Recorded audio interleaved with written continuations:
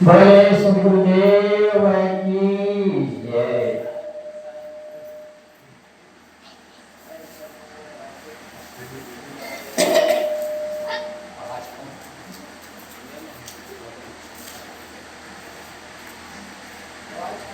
हाँ बता दो। हाँ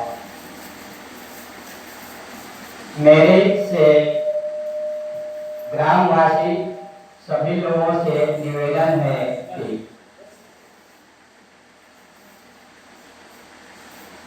अभी आप सभी लोग खाली हैं, कहीं काम में है नहीं, इसलिए सभी लोगों को चाहिए कि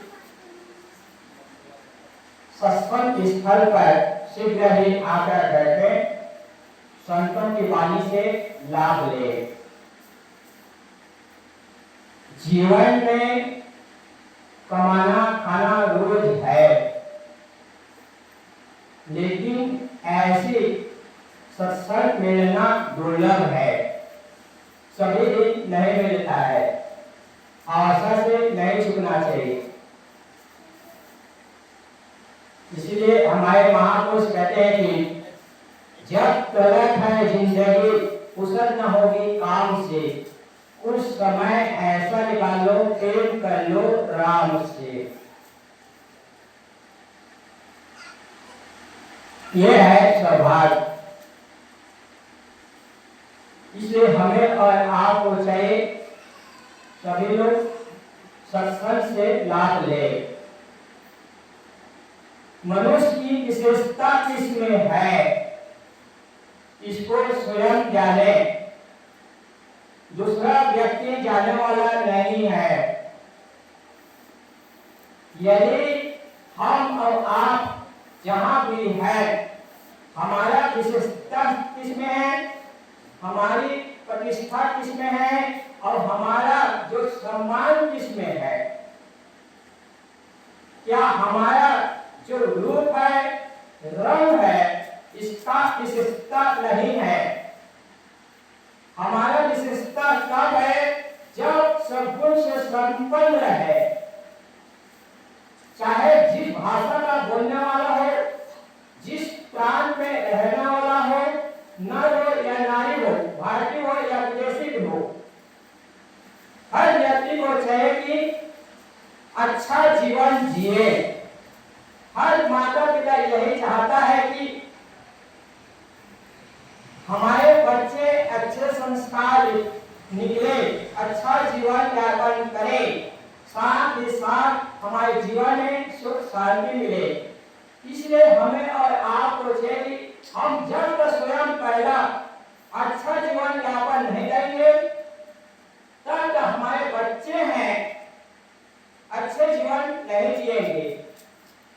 सद्गुण संपन्न के लिए अधिक धन की आवश्यकता नहीं है, बड़ी बुद्धि की जरूरत नहीं है, बस कर्म वाणी अच्छा जीवन यापन करें, यही है महत्व। इसीलिए हमारे महापुरुष कहते हैं कि आसमान की शोभा सूर्य से नहीं सितारों से है, देश की शोभा गद्दारों से नहीं वफादारों से है, मनुष्य की शोभा उसके रूप रंग से नहीं उसे चरित्र सद्विचारों से है। मनुष्य की शोभा तब है जो जीवन में अच्छा विचार, अच्छे चरित्र, जीवन में अच्छा कहलाता है। यही सद्गुण संपन्न है, यही एकता होना चाहिए, तो जीवन में सुख और शांति मिल सकती है। केवल पूजा पाठ प्रार्थना इतने मात्र में जीवन में सुख शांति मिलेगी ऐसी बात नहीं है। इसलिए हमें और आपको चाहिए एकता होना चाहिए। हमारे पास एकता नहीं है, इसलिए जीवन में सुख और शांति नहीं है। चाहे परिवार में क्यों न हो, समाज में क्यों न हो, हम जहां भी रहते हैं एकता नहीं है, इसलिए जीवन में सुख और शांति नहीं है। इसीलिए हमारे महापुरुष कहते हैं कि एकता से राष्ट्र का निर्माण होता है, देश का निर्माण होता है,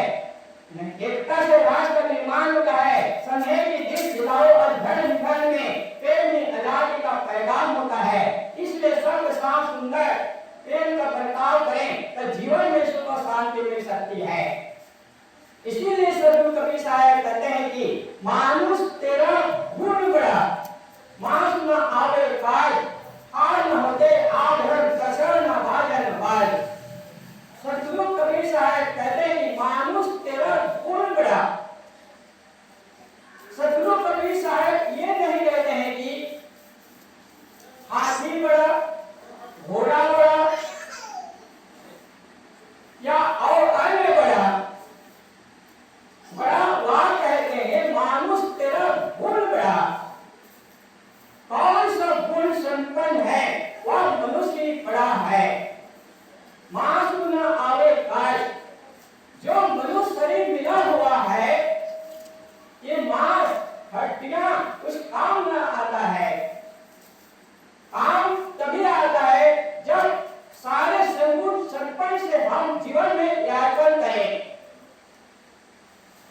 जैसे कि आज ग्राम गाजापाल में सभी लोग चाहे कि हमारे गांव में समाज में विस्थापक नहीं है, अध्यक्ष नहीं है, अध्यक्ष महोदय नहीं है, सचिव नहीं है, मंत्री नहीं है। इसलिए हमारे जो समाज में है जो कुछ कार्यक्रम होता है या मठ मंदिर स्थान है जहां भी है विस्थापक अच्छा नहीं रहेंगे तो समाज सही नहीं चलेगा, चाहे किसी भी समाज में हो। इसलिए हमें और आपको चाहिए गांव में अच्छा विस्थापक बनाना जरूरी है, तब जीवन में सुख शांति मिल सकती है। विस्थापक ने विचार किया कि मैं इस ग्राम का मुखिया हूं, मैं विस्थापक हूं, मेरा सम्मान क्यों मिलता है समाज में, इस कारण है थोड़ा जरा परीक्षा लेके तो देखो। जब तक परीक्षा में निर्णय सही होगा तब तक समझ नहीं आएगी। तो जो ग्राम का विस्थापक था उसने सोचा कि जैसे कि साहू समाज है गांव में, किसी भी प्रोग्राम सत्संग होता है या गणेश उत्सव का कार्यक्रम होता है, रामलीला मंडली का कार्यक्रम होता है, रामायण का पाठ सत्संग होता है, उसी में अगुआ विस्थापक रख देते हैं समाज में। उसने विस्थापक ने सोचा कि मेरा ग्राम में, इस गांव में मेरा सम्मान क्यों मिलता है, कारण क्या है, जरा परीक्षा लेके तो प्रयोग करो तो उसका अनुभव मिलेगा। तो समाज में धन दौलत रुपया पैसा व्यवस्था रहता है तो समाज की सेवा होती है। तो उसने सोचा जो हमारे जो समाज में धान है, चावल है, रुपया है, पैसा है, खजाना है, समाज सेवा के लिए विस्थापक ने विचार किया कि इसका थोड़ा प्रयोग करो, परीक्षा लो, मेरा सम्मान समाज में क्यों मिलता है। उसने विचार किया और थोड़ा सा 10 बोरा चावल गाड़ी में उठाया और ले गया। पहला दिन तो उस समाज में मुनीम रहता है, चौकीदार रहता है। उसने सोचा चौकीदार ने जो हमारे ग्राम का विस्थापक है, कारण क्या है भाई 10 बोरी चावल ले गए गाड़ी में लाद के, किसी को पूछा नहीं और बताया नहीं। उन्होंने सोचा पहला दिन, दूसरा दिन उसने क्या किया, थोड़ा और प्रयोग करो, 10 बोरी चावल चीनी शक्कर को उठा कर ले गया। चपरासी ने सोचा कि कल को चावल 10 बोरी ले गया, आज शक्कर भी 10 बोरी ले गया, अरे क्या है, क्या प्रोग्राम करना है, जो कुछ कार्यक्रम होता है तो हमारे समाज में मंदिर में होता है। उसने सोचा बोला नहीं।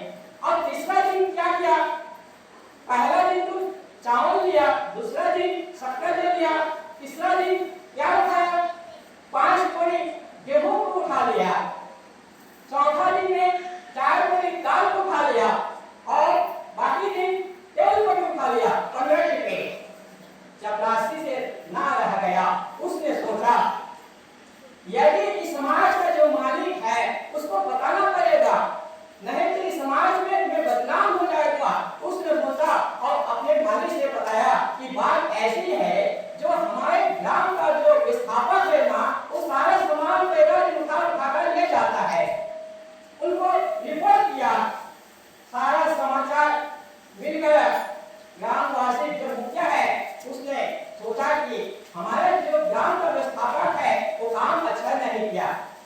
बुलाया और पूछा, क्या तुम सचमुच जो हमारे समाज पर जो धन है, रुपया है, पैसा है, चावल है, दाल है, शक्कर है, तेल है, इसको तुम उठाकर ले गए?